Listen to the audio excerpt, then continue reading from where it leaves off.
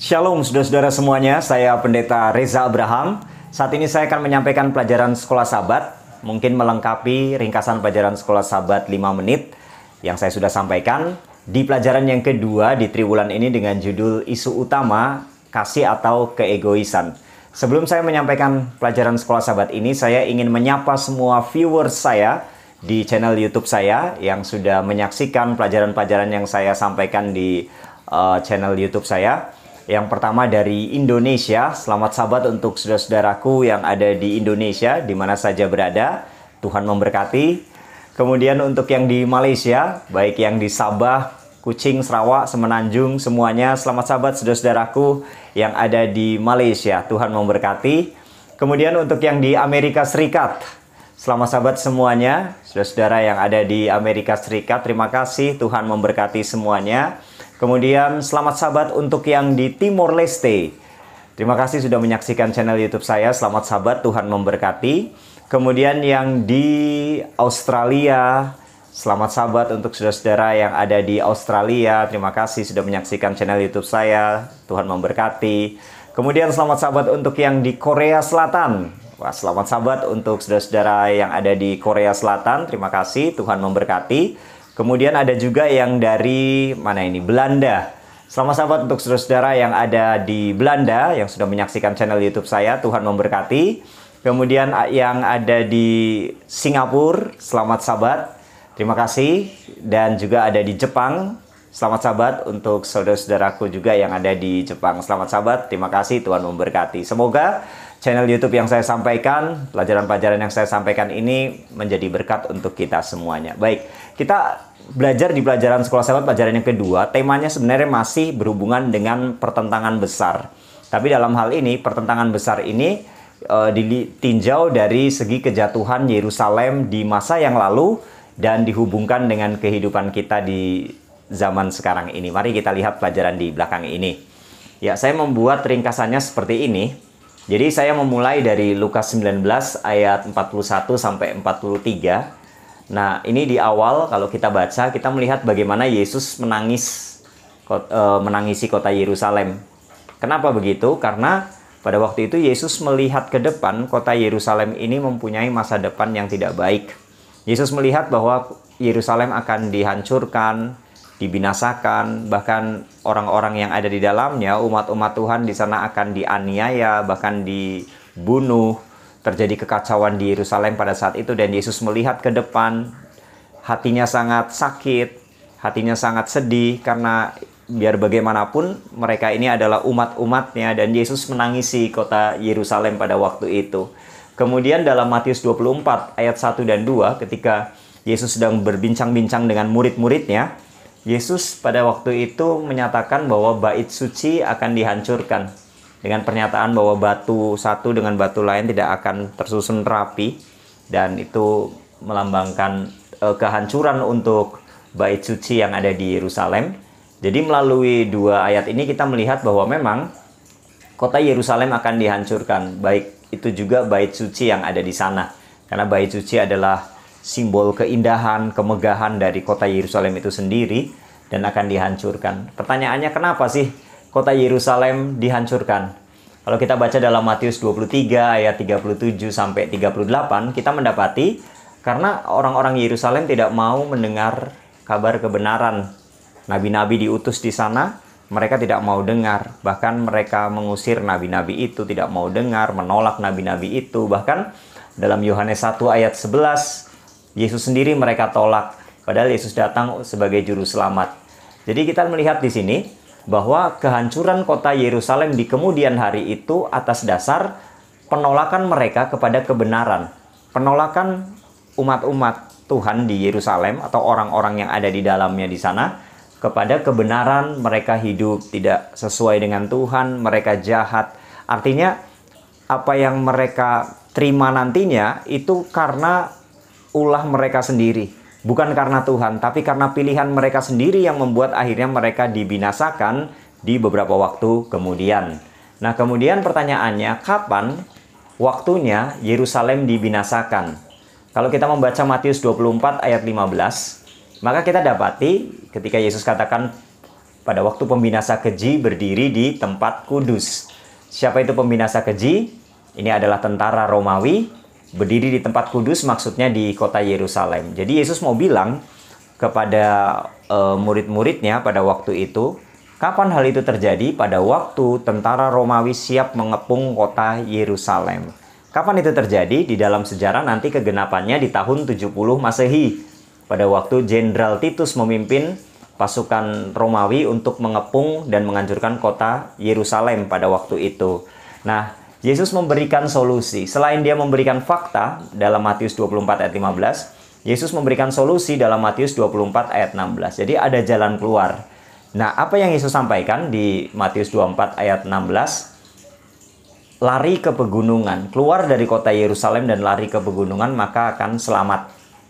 Jadi orang-orang yang pada peristiwa nanti Yerusalem dikepung, dihancurkan, kemudian mereka lari keluar dari kota Yerusalem, mereka yang selamat. Itu instruksi Yesus. Sebelum hal itu terjadi, Yesus sudah ingatkan, lari keluar dari kota Yerusalem ketika kamu melihat pembinasa keji berdiri di tempat kudus. Nah, di dalam sejarah, memang sebelum tahun 70 Masehi, pada waktu sebelum tentara atau Jenderal Titus memimpin tentara Romawi untuk mengepung, maka ada Jenderal Cestius ya pada waktu itu, yang entah kenapa ketika siap untuk menyerang kota Yerusalem, tiba-tiba Jenderal Cestius bersama dengan para pasukannya tiba-tiba mundur, tidak jadi.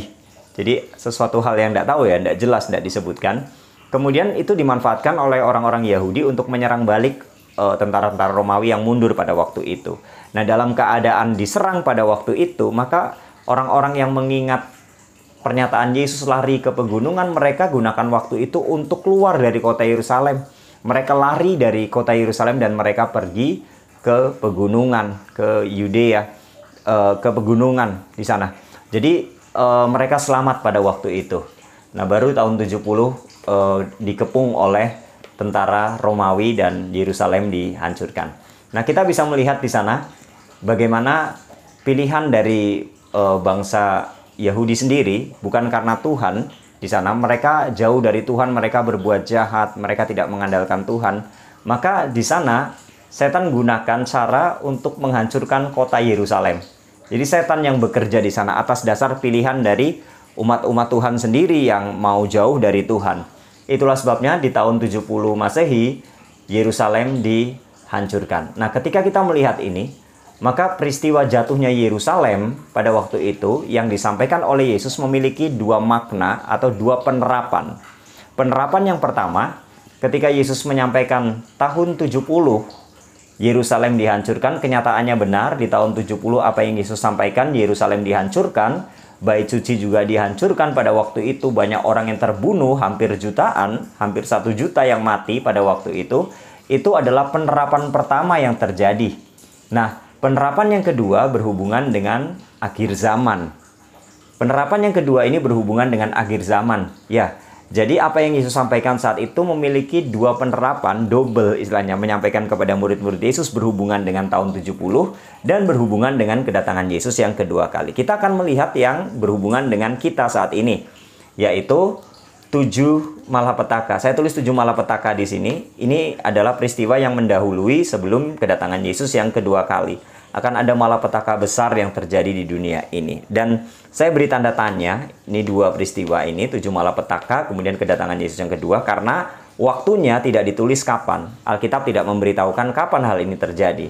Tapi yang kita belajar dari kejadian jatuhnya kota Yerusalem, maka pernyataan Yesus dalam Matius 24 ayat 6-12.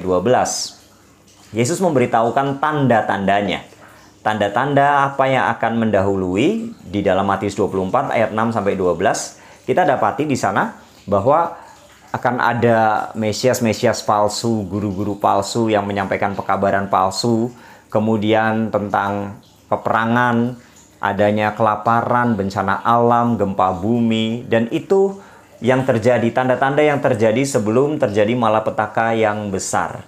Artinya tanda-tanda itu kita lihat pada saat sekarang ini, bahwa sebelum hal ini terjadi, sebelum Yesus datang kedua kali, maka hal ini sudah kita saksikan. Ada gempa bumi di mana-mana, peperangan di mana-mana, bencana di mana-mana di sana. Nah, ini menandakan bahwa memang hal itu akan terjadi. Maka kita harus waspada, kita harus mempersiapkan diri kita karena tanda-tandanya sudah diberitahukan kepada kita.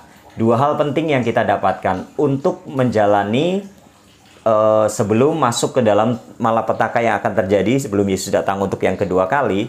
Maka disampaikan di sana yang pertama, Matius 24 ayat 14, dan Injil Kerajaan ini akan disebarluaskan ke seluruh dunia baru tiba kesudahannya. Jadi ada satu kegiatan yang perlu dilakukan, yaitu menyampaikan pekabaran Injil kepada orang-orang lain, sehingga ketika pekabaran Injil ini sudah sampai ke seluruh dunia, baru tiba kesudahannya di sana. Artinya kita punya tugas untuk memberitakan Injil. Jadi apa yang harus kita lakukan ketika kita hidup di masa-masa ini, menjelang malapetaka besar dan menjelang Yesus datang untuk kedua kali, kita harus memberitakan Injil kepada orang-orang lain, kepada keluarga, kepada saudara kita. Dan itu tugas kita, memberitakan Injil kebenaran di dalam kehidupan kita. Kemudian yang kedua, Matius 24 ayat 16 tadi. Lari ke pegunungan supaya kita selamat. Nah, saya berpikir lari ke pegunungan. Apakah kita harus lari ke pegunungan? Ke gunung-gunung untuk supaya selamat begitu? Jadi saya mencoba untuk menggambarkan bahwa pegunungan yang pada waktu itu memang adalah pegunungan, beneran pegunungan ya, di luar Yerusalem. Tapi pegunungan yang diterapkan pada zaman sekarang ini, maka saya mencoba untuk menggambarkan bahwa pegunungan itu adalah Yesus itu sendiri. Karena di dalam perjanjian lama maupun perjanjian baru, konsep gunung di kitab Mazmur, Yesus itu adalah gunung batu. Kemudian dalam perjanjian baru juga sama, Yesus itu diumpamakan seperti batu, lambang kekuatan. Itulah sebabnya lari ke pegunungan maksudnya adalah lari kepada Yesus. Itulah sebabnya maka apa yang perlu kita lakukan, mempersiapkan diri kita pada malapetaka yang besar nantinya sebelum Yesus datang kedua kali. Kita harus selalu datang kepada Yesus di dalam kehidupan kita. Makanya lagu Sion nomor berapa itu yang mengatakan, aku lari pada Tuhan, batu zaman itu memberi lindungan. Siapa itu batu zaman? Yesus. Dia adalah gunung batu. Nah, oleh sebab itu, maka ketika kita melihat pembinasa keji itu Romawi, maka penerapannya buat kita saat ini, para pembaca hendaklah memperhatikan kitab Daniel dalam Matius 24 ayat 15. Kan pada waktu itu kan begitu ya kata-kata Yesus. Nah, kita memperhatikan kitab Daniel pada saat ini, melihat bahwa kita saat ini sedang ada di penghujung sejarah dunia. Kalau kita melihat Daniel pasal 2, mimpi Raja Nebukadnezar, kita berada di ujung jari-jari kaki, yaitu di kerajaan yang keempat, kerajaan Romawi. Pertanyaannya adalah, apakah kita hidup di kerajaan Romawi pada saat ini? Jawabnya iya, betul. Kita sedang hidup di kerajaan Romawi, meskipun bukan secara fisik kita dijajah, tapi secara ideologi, secara pemahaman, secara ilmu pengetahuan, kita sedang dikuasai oleh yang namanya kerajaan Romawi. Sebut saja misalnya nama-nama bulan di kalender yang kita gunakan dari Januari sampai Desember itu menggunakan nama-nama dewa orang Romawi, hari-hari raya orang Romawi. Kemudian angka-angka yang berlaku di negara kita maupun di seluruh dunia diakui angka Romawi ya, yang V1L ya, seperti itu. Kemudian perubahan waktu juga termasuk dari hari Sabat hari ke-7 menjadi hari Minggu, itu salah satunya juga di sana. Nama-nama ilmu pengetahuan menggunakan nama-nama Latin, nama-nama Romawi di sana. Jadi kita bisa melihat bahwa yang namanya Romawi sedang menguasai dunia ini dari segi ideologi, dari segi pemahaman, dari segi ilmu pengetahuan di sana. Nah, kita sedang berada di Kekaisaran Romawi. Ketika kita sedang berada di Kekaisaran Romawi di sana, maka kita sadar bahwa kita sedang ada di penghujung sejarah dunia ini. Maka kita harus memperhatikan apa yang akan terjadi nantinya. Akan ada malapetaka besar dan Yesus datang untuk kedua kali. Tanda-tandanya sudah diberitahukan kepada kita di sana. Maka persiapan kita adalah mari kita memberitakan pekabaran ini kepada orang lain. Yang kedua, mari kita membangun hubungan selalu dengan Tuhan setiap hari. Lari kepada Yesus sebagai gunung batu kita, sumber kekuatan kita, setia kepadanya. Itulah sebabnya, maka pelajaran Sekolah Sabat sepanjang minggu ini mengingatkan kepada kita bahwa sejarah dunia ini memang sedang terjadi berlangsung seperti ini. Pertentangan besar antara yang benar dengan yang salah, antara yang baik dengan yang jahat sedang berlangsung. Kita terlibat di dalamnya. Itulah sebabnya tergantung kita mau memilih apa. Kita memilih Tuhan atau memilih bukan Tuhan dalam peperangan ini. Artinya kita harus memilih Tuhan di sana. Nah, dalam sejarah ini, ketika kita memilih Tuhan, kita akan melakukan yang baik, yang benar, sesuai dengan kehendak Tuhan. Semoga di dalam mempersiapkan kepada kedatangan Yesus yang kedua kali ini, kita tetap selalu setia kepada Tuhan, dan kita dipersiapkan untuk kedatangannya yang tidak lama lagi. Inilah pelajaran Sekolah Sabat sepanjang minggu ini. Kasih Tuhan luar biasa kepada kita.